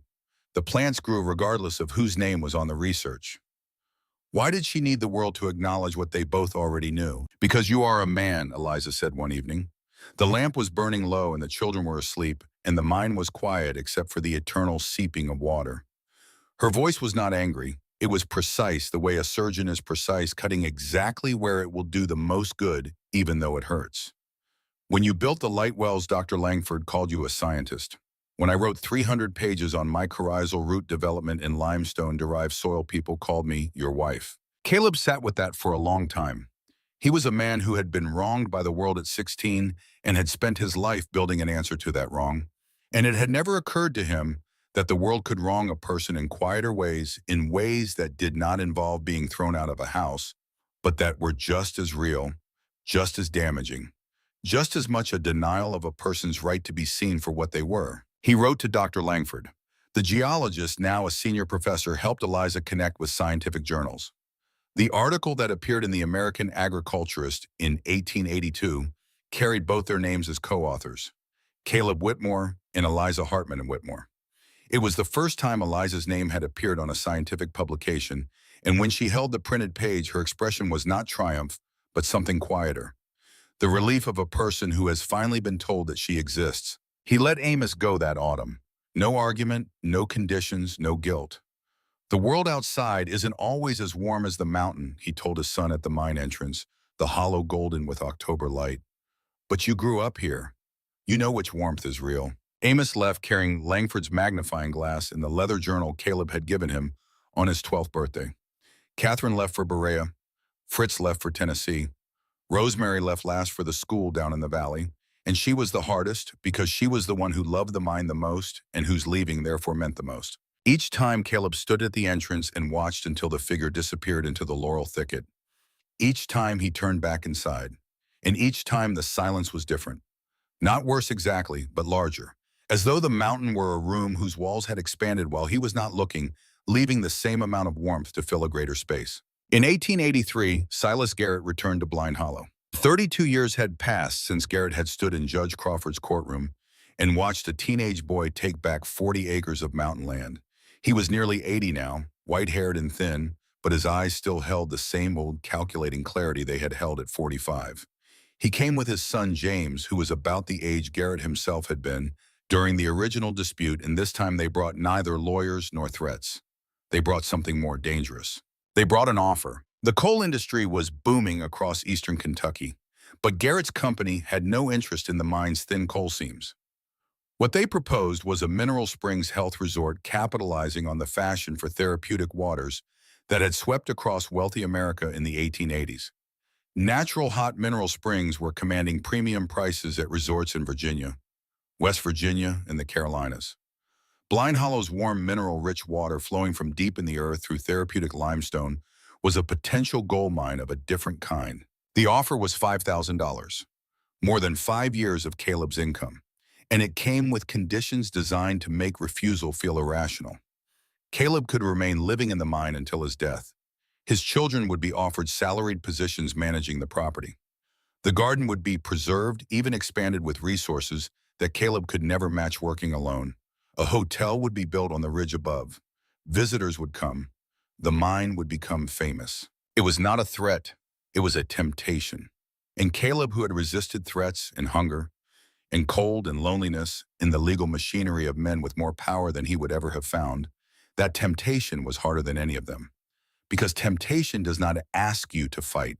It asks you to agree. It asks you to say yes to something that makes perfect, rational sense, and only requires you to surrender one small, unreasonable, probably foolish thing that no one else would even miss. He was 50 years old. His hands, which had once bled daily from cutting stone, now ached constantly, the joints swollen and stiff, the knuckles misshapen from decades of impact. His back had developed a rigidity that reminded him with a discomfort that went beyond the physical of Edgar Pruitt's hitching walk. The children were scattered across 3 states.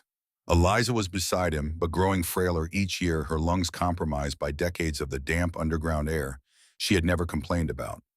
Maintaining the mine alone was becoming harder with each passing season. The light wells needed repair. The timber supports in the newer passages were aging. The water channels required constant attention. $5,000 would solve everything. The family would be secure. The mine would continue. The work would be preserved. He spent 3 days thinking about it. He walked every passage of the mine, slowly touching the walls with his swollen hands, feeling the warmth that had sustained him since he was 16. He stood beneath each light well and watched the sunlight descend through shafts he had cut through solid stone with a hammer and chisel and 6 weeks of bleeding determination. He sat beside the stone basin where he had drunk his first clean water as a starving boy, and he held Samuel Boggs's clay jug, cracked and worn, but still whole after 34 years on the same shelf, and he tried to imagine what the old potter would have told him. He thought about his mother, about the things she had planted in him that grew in the dark, about the difference between a gift and a transaction, about the fact that some things, the most important things, exist only as long as they remain freely given. Eliza said to him on the 3rd evening, "Whatever you decide, I follow, but decide for the right reason, not pride." On the 4th morning, Caleb met Garrett and his son at the mine entrance. The November air was cold and the breath of the mountain rose warm behind him. He had not slept much. His hands ached. His back ached. He was 50 years old and tired in ways that went deeper than muscle and bone. He told them no, not because of pride, not because of stubbornness, though there was that too. Always the same stubborn refusal that had pulled him to his feet on the 3rd day without food, the same stubborn refusal that had kept him swinging the hammer when his shoulders screamed and his hands bled. He said no because he understood something that Garrett, for all his business intelligence and all his decades of calculating the value of things, had never understood and never would. The mine was not property. It was a relationship between a man and a mountain, between soil and water and light, and the patience to wait for things to grow. Relationships cannot be sold because they do not exist outside the people who are in them. You can sell the land and the stone and the water and even the warmth, but you cannot sell the thing that makes all of those into a garden. That thing is attention. That thing is love. And love, whatever else it is not a commodity. Turn the mine into a resort and the water would still flow and the temperature would still hold at 68 degrees and the limestone walls would still glow amber in the lamplight. But it would not be the same place. A garden tended for profit and a garden tended for love produce the same tomatoes, but they are not the same garden. The difference is invisible and unmeasurable and absolutely real, and the man who cannot feel it has lost something he will never recover. "I thank you for the offer," Caleb said, "but this mountain is not mine to sell. I am only its caretaker." Garrett shook his head slowly. "You are the most stubborn man I have ever encountered in my life." "I know," Caleb said. "That is how I am still alive." He understood the cost of his decision. He was likely ensuring that the mine would fall into disuse after his death. The children lived far away. None of them would return to tend it permanently. The gardens would go wild, the light wells would collapse, the passages would fill with silence. He accepted this the way a man accepts his own mortality, not with joy, but with the understanding that some things are what they are, and the attempt to prevent them costs more than the thing itself. Better to let the mountain take care of itself than to hand it to someone who did not understand what it was. And in the end, he was right. The Kerr resorts of the 1880s and 1890s, those grand enterprises of therapeutic water and fashionable wellness, nearly all of them failed within a generation. The buildings crumbled. The investors moved on. The springs kept flowing into empty pools that no one visited. Caleb's mind left to itself endured. The mushrooms kept growing, the water kept flowing, the temperature kept holding steady at 68 degrees. Nature, it turned out, was a more reliable caretaker than commerce. But that vindication was far in the future. What Caleb experienced in the years after Garrett's offer was something simpler and harder. The long, slow process of growing old in a place he had built for a young man's strength. News of Edgar Pruitt had reached Caleb over the years, in fragments carried by the slow current of mountain gossip. The farm had declined through the 1850s, the soil exhausted by years of careless cultivation. Dale had gone to California in 1852 and was never heard from again, one of thousands of young men swallowed by the frontier's vast indifference. Emmett had stayed and drunk and lost the use of his right arm in a fence-line dispute in 1858, and after that he sat on the same porch where his father had sat and drank corn whiskey until the distinction between one day and the next dissolved completely. Edgar sold the farm in 1863 for a price the county called shameful. He moved to a boarding house in Harlan and died there in 1871 alone, of what the county doctor recorded as general debility. But what everyone understood was the accumulated weight of drink and bitterness and the slow corrosion of a life spent consuming rather than creating. When Reverend Ashford brought this news, Caleb listened and nodded and said nothing. He did not visit the grave. He did not feel triumph. He felt something quieter and more complicated. The recognition that Edgar Pruitt had been given more than most men receive at the start of their lives, a house and land and health and 2 sons, and had turned all of it to ruin through the simple mechanism of cruelty, while Caleb had been given nothing, literally nothing, and had built everything he had from the warmth of a mountain and the words of a dead man and the memory of a mother who had planted something in his mind that could not be uprooted. There was no satisfaction in the comparison. Satisfaction would have required Caleb to care about Edgar Pruitt's fate, and he did not. He cared about the garden. He cared about the next day's work. He cared about whether the mushroom logs in Passage 6 needed turning, and whether the bean seeds in the lower beds were ready for spring planting. He went back into the mine and tended his garden. That was the only answer he had ever needed. Eliza died in 1891 of pneumonia. She was 58 years old. She died in the main chamber in the walnut bed Caleb had built with his own hands 20 years earlier, the same hands that had cut light wells through stone and grafted fruit trees and held 4 newborn children. The mine breathed its warm breath around her, and the water seeped softly down the limestone walls in the sound that had been the backdrop of their shared life for 34 years. Her 7 botanical journals sat on the shelf beside the bed. Each one was filled with her precise handwriting and her detailed illustrations of leaf patterns and root structures and growth charts, the record of a mind that had been as productive and as patient as the garden itself. They represented 40 years of scientific observation conducted underground by a woman who had received almost no recognition for it until the last decade of her life. And even then, even after the article with her name on it was published, the recognition was qualified. Conditional granted, with the implication that her husband's work was the real achievement and hers was supplementary. It was not supplementary, it was foundational, and the scientific community would not fully understand that for another century. Her last words to Caleb were about the grafted cherry tree in the Third Light well garden. "The Montmorency is ready for harvest," she whispered. "Don't let the fruit drop." Caleb harvested the cherries the next morning.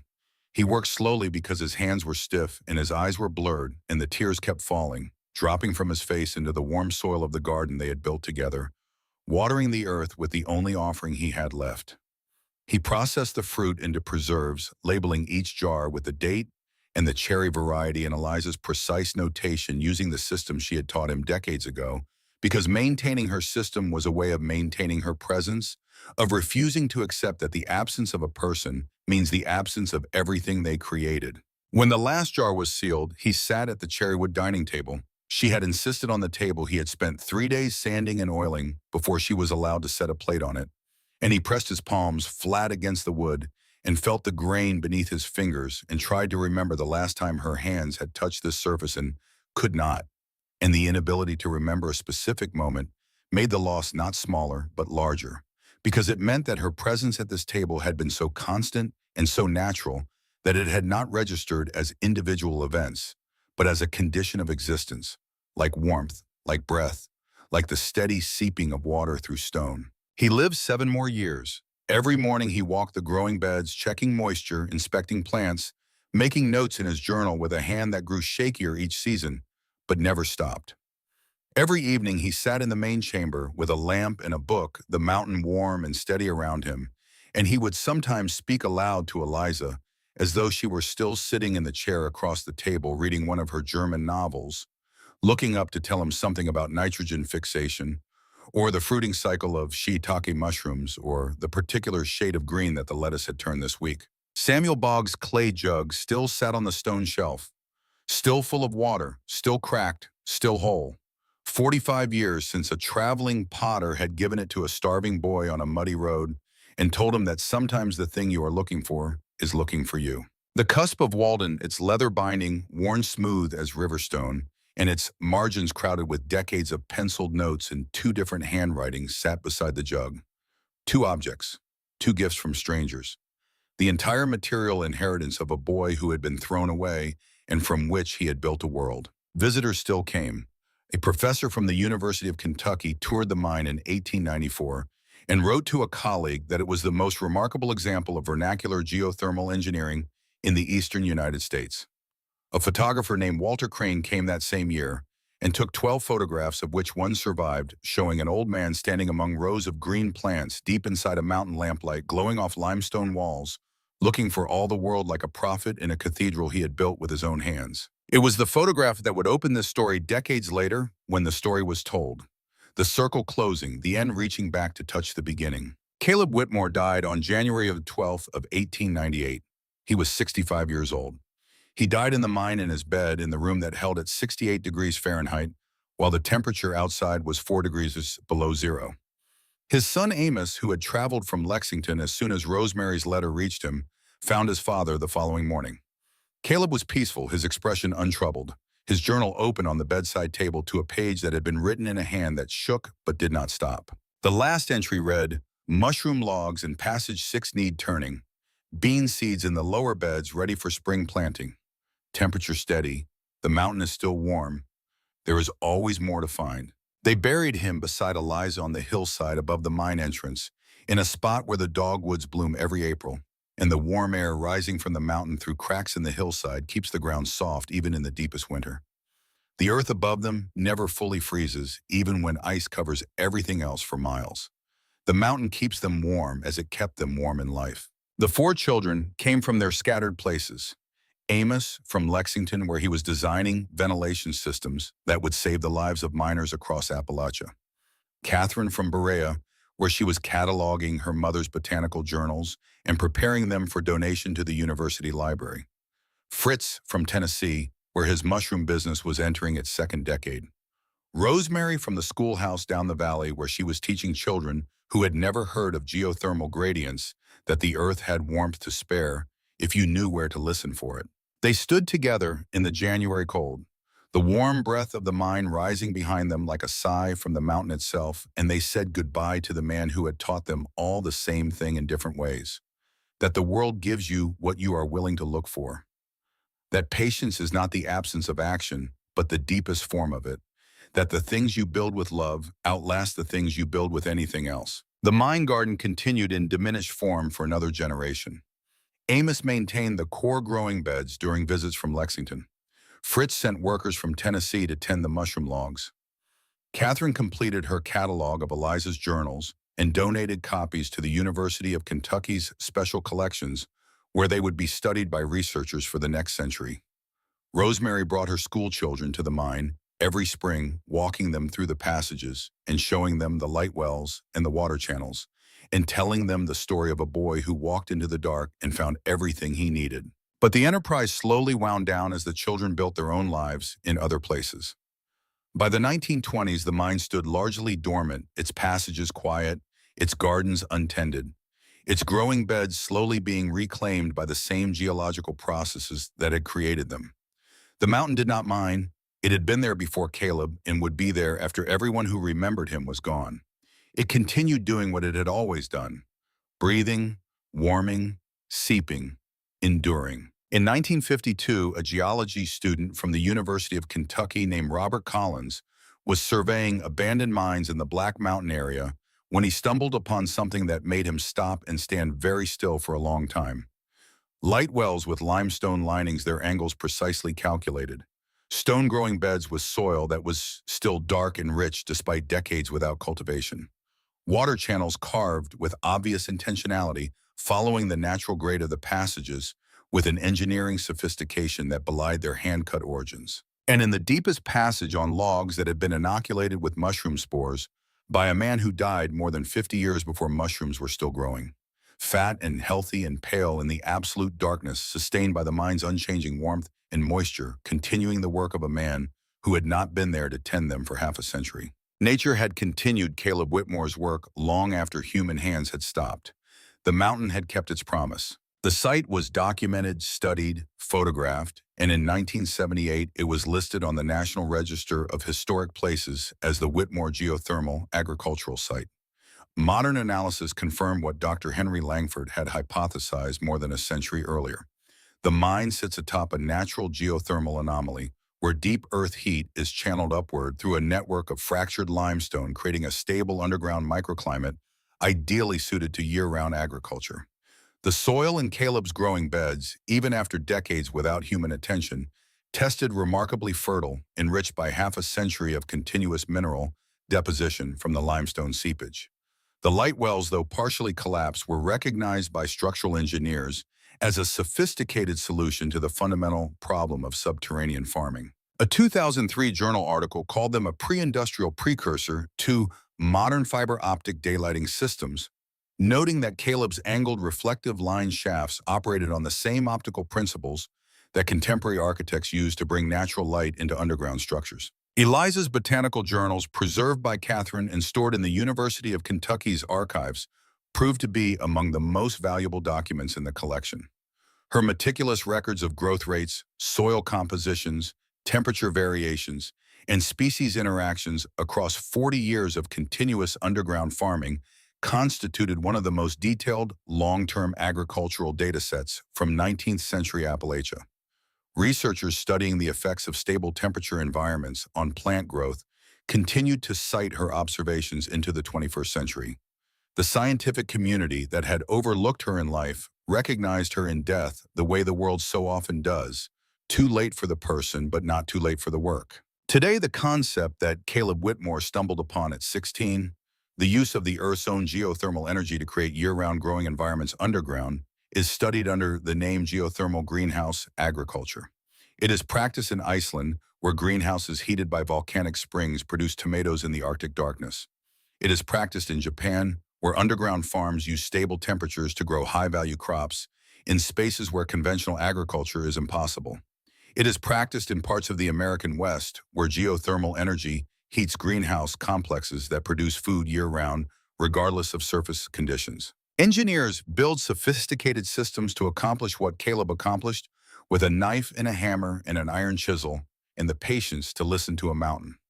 Computer models optimize what he optimized by intuition. Climate control systems regulate what the mountain regulated by nature.